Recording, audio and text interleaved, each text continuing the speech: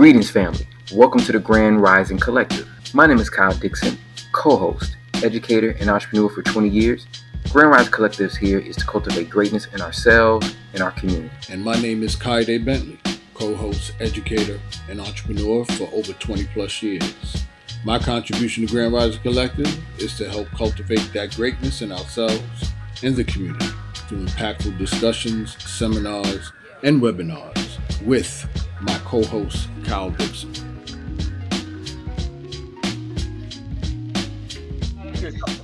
I want to bring up something also as we, try and close this out and bring solutions. Dang, this is, what I'm saying? This is not an hour conversation, yo. We can't. It's not that's why you gotta come to the webinar, family. Come to the webinar. Yes. Put our email down below. We can have a real in-depth discussion. Yes. And something that was on my mind as both of you were talking. I don't mean to cut you off because you guys always have questions for me. Like, my question to you two as men, even in having these discussions and listening to you pour out and articulate, I don't think society does a good job with saying that men have the capability to do this, to have discussions, to talk.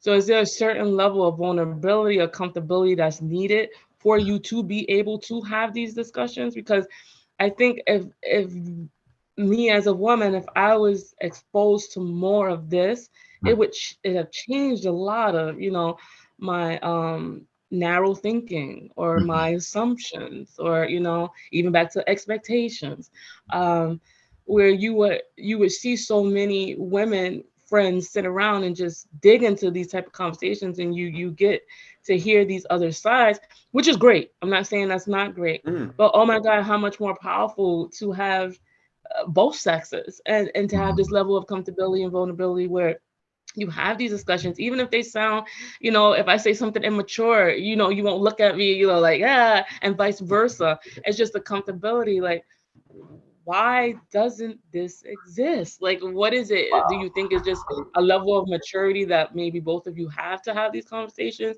or are you just comfortable in the like? Because I've had good male friends where I've had good conversations. God has, granted me with that to really talk deep. But I've never, ever been in a circle full of men and women and talked. Wow. Without like, he better not say that, or she better not say, like, I've never experienced this. So I just really wanted to hear like your thought process behind it. And I'm sorry if it's going left, but I guess it goes into standards and expectations. That's fine. We formulate, but yeah, that's that's fine. Nashana, thank you. Kyle? No, that's it took me a minute to get to this place where I could talk. I've always wanted to talk about it, but I didn't have the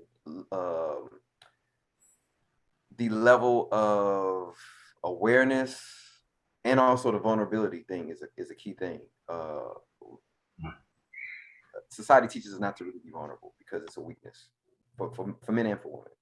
Because people will exploit it. That is true, family. People will exploit you for being vulnerable. So that's when you have to learn how to set up those boundaries. And that's something I had to learn and still learning. But also, like, as a whole, I think we think we're enemies. We think we're enemies. They have taught us, like, again, they use these words: war of the sexes, battle of the sexes. These things that may not even really exist. We may have our disagreements for sure, but why are we battling each other when it takes both of us to exist? And I'm gonna just keep, I'm gonna keep it all the way 100. Again, whatever you choose to live your life, sexual orientation, this is not a diss. I'm just saying that in order for you to get here at this point in time, it takes a man and a woman, right? So even if we can't get that relationship right, which is supposed to be a divine, right, a divine union. So, based on, spiritual religious systems, then how come if we can't do that right, why is that? That's one of the most basic things, and it's just like, where we making a misstep, or where we being misguided, miseducated. And that's what a lot of my elders talk about. We're being misguided and miseducated by a lot of people who think they mean well, but are really doing us great harm. And unfortunately, You know, when we talk about African Americans, people, Black folks, people, BIPOC, people, people of color, there is a plan to break up families. That's without question, because if you don't have families, then you can't really connect, you can't really grow things, you can't sustain institutions. And then you create this division. Remember, division gives more people who are manipulation and control and power. That gives them more reason to do it, which gives them more power, right? If you and I put like this, if me and you, Nashana and Kayode, don't talk, look at how much disharmony that is, and look how much we can be manipulated. You know, it's like, oh, well, she's your enemy. Oh, well, he's my enemy. And then this guy, the guy, he's also the enemy. So that creates dysfunction, and somebody benefits. That's one thing I had to learn. Where there's dysfunction, where there's disharmony, there is someone or some entities benefiting from that. And then you ask the question, well, why would they want that? Who benefit? Then who or what benefits from that? Then you start getting deeper into that. Say, oh, well, because we have this disharmony, then we have maybe a drug problem. And because we have a drug problem, we have to have more police presence. Then we have more police presence, then people get locked up. More people get locked up, that feeds the system. Feeds what system? It's a rabbit hole. It's a rabbit hole. But then you have people who have strong foundations and family units and communal units. We police ourselves. We are self-sustaining to a degree.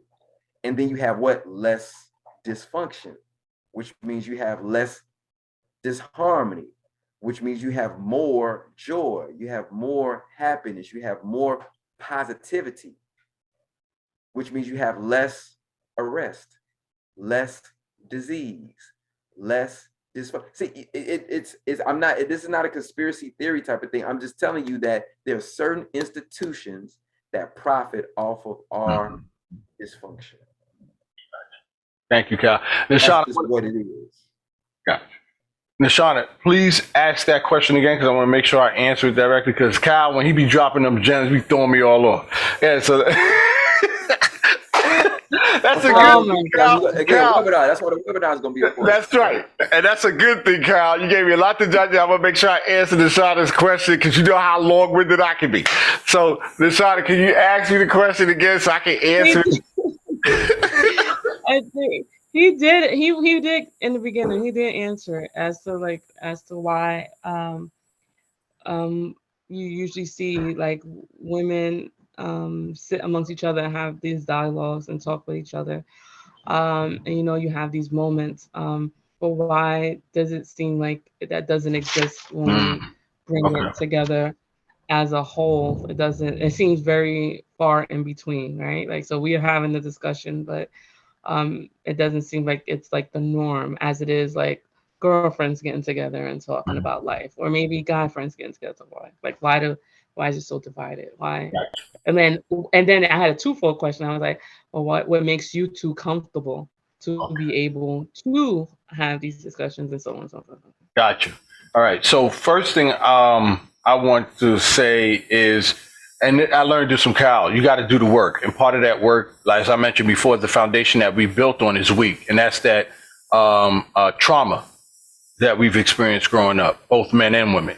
So you can't have an intellectual conversation if your whole mindset is based on trauma, because you can't process anything, right? You're going to be, a person could say, be quiet, and you're going to interpret that as an attack. Right. As opposed to, I was just saying, you could say the exact same words to two different people and they're going to receive it differently. So that kind of makes the conversation difficult to have when you're dealing with people who are dealing with that. So I would say the reason why we haven't gotten to that point yet as a culture to have these type of conversations among the genders is because of that faulty foundation that we have. We need to do the work, seek therapy, seek counseling, to be able to have that internal communication with ourselves together. That way it prepares us to have external, like you said, expectations, Kyle, you brought that up very well. The external conversations among others, so it can be, conducive and beneficial. So that's the first thing that I would talk. The other thing tying into that is men in general when we have these conversations with, I think it needs to be, I think there needs to be a, like you said, you mentioned, Nashana, respect, right? We're losing that with the young generation. We don't have that same amount of respect for each other. That's why you said the fights, right? So if I get upset, I'm gonna punch you in the face. I'm gonna punch you back, whatever. So I think that's with our generation as well as the younger generation. I think that needs to be understood. Women need to, for the first time, and I want to bring this in real quick. Todd, in Kyle, you brought up the me generation, the iPhone, that whole I center thing. And I wanted to tie that into where women, you hear, and correct me if I'm wrong, y'all, but you hear more women say, I don't need a man. I do it on my own. Tyler Perry came out with a movie that said, the movie, I forgot what it's called, but I can do bad all by myself. That's the movie. Yeah. That's right. I can do a bad. So we have these women, again, dealing with the trauma growing up, where they feel, I don't need no man, especially now they got the job, the whole work. We talk about violence, physical violence and stuff like that. So, women come in with this, I don't need a man, therefore you're not valid. You talk, Kyle, about high value men, stuff like that. So I think there's so much more to it, but I'm going to try and summarize it. I think men in general don't have a problem communicating, because we communicate amongst ourselves as men all the time. And Kyle and I have been cool brothers for like over 4 years, 5 years? Oh yeah, easily. Yeah, definitely. Easy, right? With GK and all that. So, I have friends that I'm still in contact with from years ago. And the only reason why the other friends I'm still not in contact with is because our lives change. We got children, but it's not because he said that about my shoes, or he said that about my hair or my dress. Or he tried to take my woman. You know what I mean? We deal with it. We deal with it like men. Yeah. And again, Kyle don't like when I say this, but Kevin Samuels had a point as well, where we have a way, as men, we have a way that we speak. And I think women aren't used to it for the most part, because of the dysfunction in the home, because of the dysfunction in the family.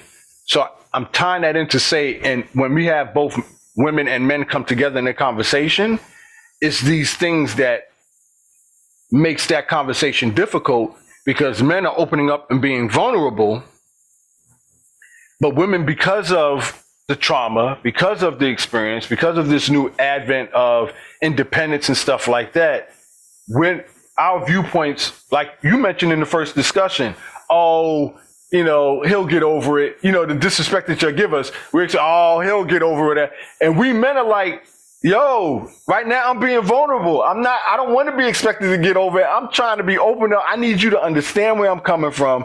I need you to, relate to me in a way where you're not judging me, where you're not, putting me in this category. Yeah, can we be equal and respect one another and accept how we speak? As long as I'm not calling, excuse my language, as long as I'm not calling you in this conversation a bitch, a hoe, and stuff like that, or if I'm using it in context of an example and you don't take it personally like I'm talking about you, you know what I mean?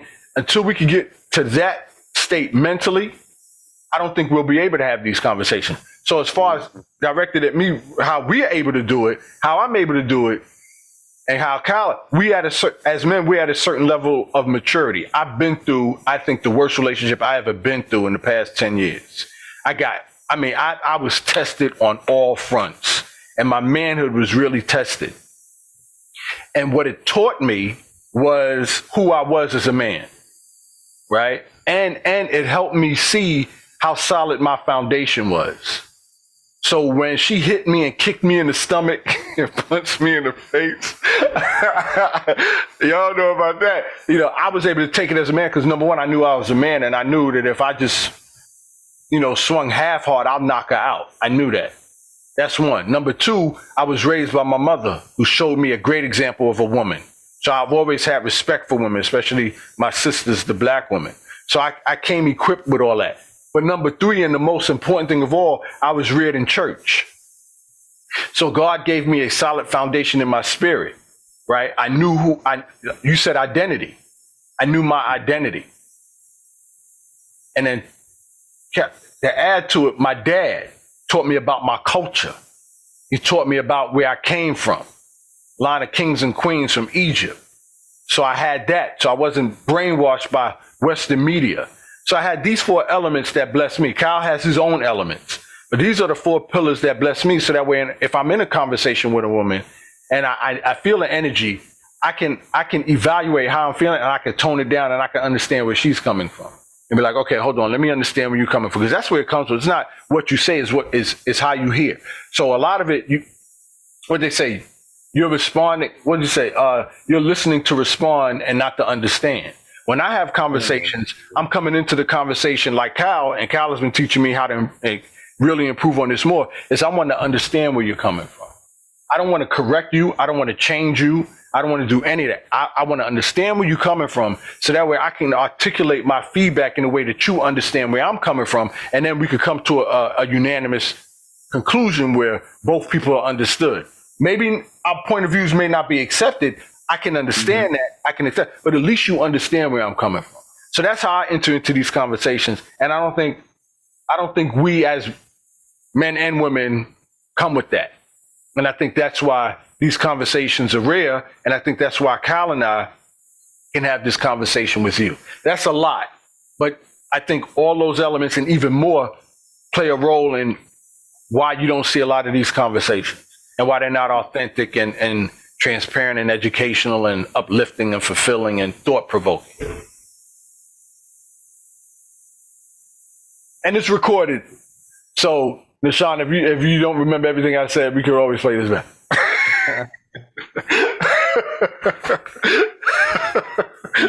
And thank you for the Run it back, family. Run it back. You know? No, I wrote down. You said something really. You said it's hard to have a conversation with someone who doesn't deal with their trauma. That was like, that was it. I heard you. There you go. All right, so solutions, and then we're going to close this out because we're past the hour. All right. So I'll start with solutions. So family, again, just one thing, begin to have that conversation, maybe write it down, you know, expectations that you've had in your past relationships. You know what I'm saying? So look at expectations on what you were looking for in a past relationship and didn't get, and what you would want in your next relationship. And focus on that and write those things down and begin to see if there's any patterns, you know, and where you get, and then the next step would be, of course, to see where those expectations come from. Did they come from your immediate family, something you know, TV, internet media, or it's just something you just feel like you just believe, all right? So that would be my first step as far as solutions. You stole mine. That's good. I was gonna say that. Write down those standards, write down those expectations, and then try to figure out the root. Where do they come from? Where do they stem from? And you just, that was exactly what I was gonna say. So that's Yeah, see, that's why I get married out to record this, brother, man. He be dropping some gems. For me, one of the things that is deep. I mean, this is deep, and it's deep, but it's also, what's the word I'm looking for? Not easy at all. Our creator. I think we as humanity has lost touch and lost connection with who created us. You want to call him God, you want to call him Buddha, you want to call him Mecca, you want to call him Islam, whatever, is our creator. And what I mean by that is, and again, I wouldn't be the man I am today if my mother didn't give me the best gift in the world, and that best gift in the world was a relationship with Jesus Christ. Now, using that term as Roman Catholic, Christianity, whatever you want to call it, but there's something to be said regarding knowing who your manufacturer is. And I give this example all the time, right? You know, if you have, I gave an example in the past relationship in regards to if you have let's say a Mitsubishi car, right? So, you know, I have a Mitsubishi car, drive a Mitsubishi car, used to, right? But if I take my car, my Mitsubishi brand car, to a generic auto shop or a Toyota dealer, and expect them to replace the parts in my car, fix my car, and expect it. I know I'm using a car analogy, so this may go over a lot of women's head. I don't know, and no stereotype, but if I'm not taking my car to its original source. I'm not taking my car to its original manufacturer. So it's going to be given foreign parts. So it's not going to be given the parts that it came with, right? So that analogy is kind of thrown off. What I'm saying is part of therapy and counseling and all that is great, but if we don't establish some kind of communication to who created us, our creator, our God, our source, then we're putting a Band-Aid on it. We're not really dealing with the solution. We're not dealing with the problem. And I say that to try and summarize and close it out, is you can lead a horse to water, but you can't make them drink. So you could tell people to go to therapy. You could go to tell people, but if they're not willing to open up, if they're not willing to communicate, if they're not willing to be vulnerable, they're not gonna get value and benefits from that process. And then just the homework process in and of itself, you have to find that, you just can't go to any therapist. You just can't go to any counselor, right? So that process in itself is discouraging. So you need to have a personal wherewithal. You need to have a personal commitment or dedication to yourself and your creator in order to, like Cal says, put in that work. So my solution to those who are listening and the family is just not forget the basic key foundational element for our health and well-being and sound mind. And that's our creator. God says, what does in the scripture says, for in your patience I'm going crazy regarding these scriptures, but in your patience possess you your souls, right? He also says, for God gives you peace to deal with the chaos. He gives you this is in scripture, but he gives you calmness within the storm. So there's a spiritual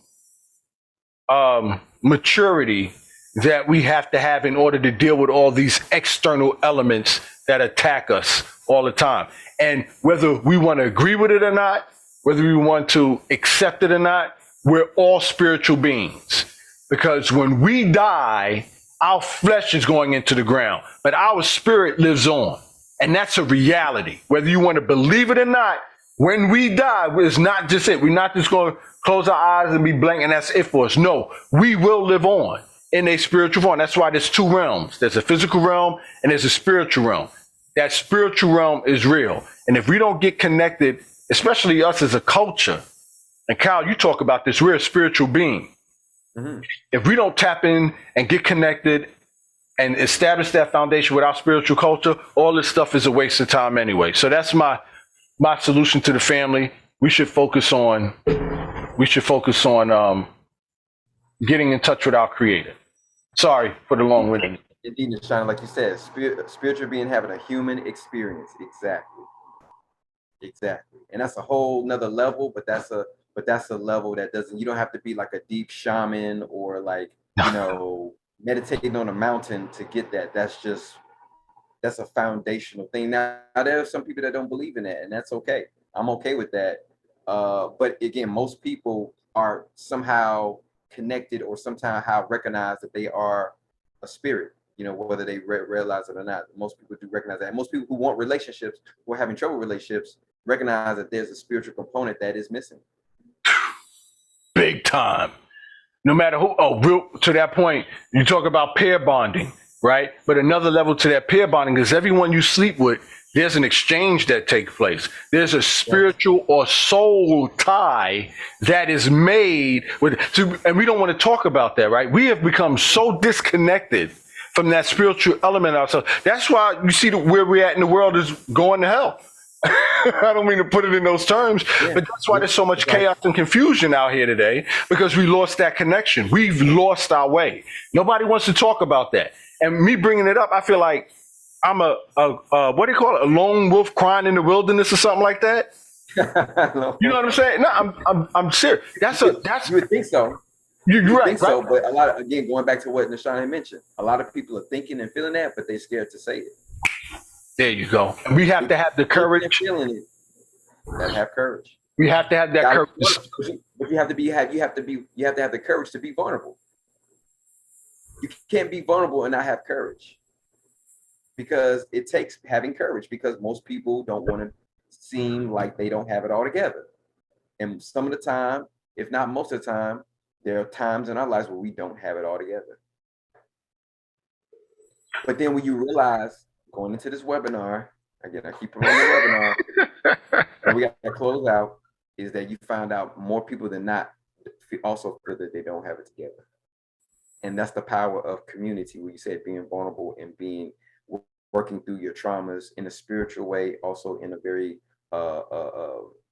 consistent and loving way too, like caring way. It's like it takes the initiative to want to do it, and it also takes the support of people and your spiritual foundation around you to keep you going. So it has layers.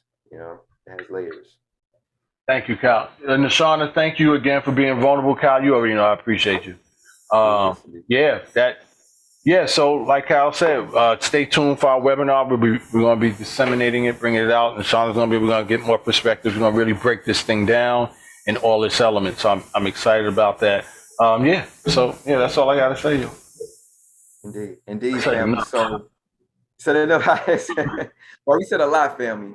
So, we appreciate you all taking the time out. Again, please like, share, subscribe this. Also, we have our email down below. So please email us if you're really interested in the webinar. We're going to do the webinar, probably going to send out some notices through the email, so that way you can catch the link. And again, give us some feedback. If you disagree with us, put it down in chat. If you agree with us, put it down in chat. If you are indifferent and you think we're crazy, put it down in the chat. We're open to the conversation, because we don't know we know everything, but we know some things from our research. And we're about bringing a community together. We're about putting out solutions instead of problems and issues. We know what the problems are. We know what the issues are. Now it's time for solutions. It's always time for solutions. So we want to be able to present that to you all, and also have you all get your feedback, so that way we can have this conversation that Nashana, soon to be Dr. Holmes, had mentioned earlier in the thing. You know what I'm saying? So, and also you want to, hey, if relationships matter to you, make them matter. So again, like, share, subscribe our platform, Grand Rise Collective Podcast. And Kyle, do you have anything to share on as we close out? Nope, that's it. Appreciate y'all. See you later. All right.